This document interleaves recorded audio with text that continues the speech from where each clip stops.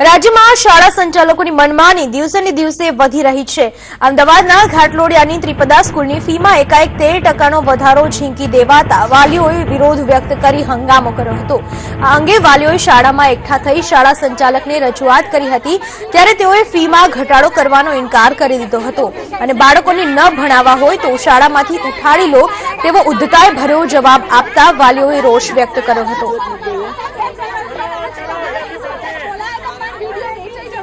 આ વિશે વધુ માહિતી આપવા આપણી સાથે જોડાઈ ચૂક્યા છે અમારા સંવાદદાતા આશુતોષ ઉપાધ્યાય।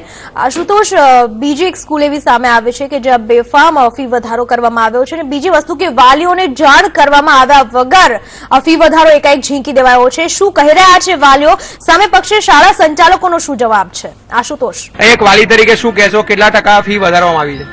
અત્યારે હાલ 13% ફી વધારી છે અને દર વર્ષે 13 થી 14% ફી દર વર્ષે વધારે છે।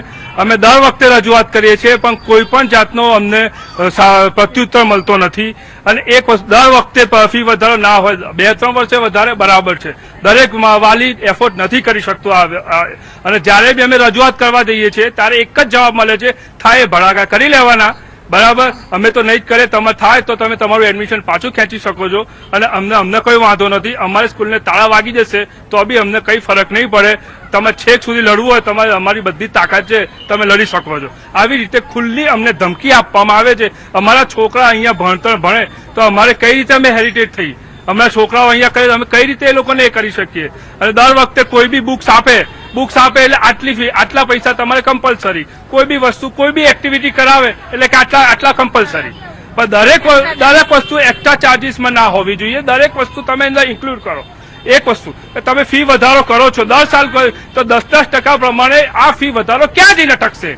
તો 10 વર્ષે તો પેલા 100% વધારો થશે, તો 100% તો ફી મોંઘવારી વધી જતી નથી। આજ પ્રશાસનમાં જયારે બી અમે રજૂઆત કરીએ છીએ તો એક જ જવાબ મળે છે, થાય તમે એલસી લઈ લો, અમારે જોવાનું નથી।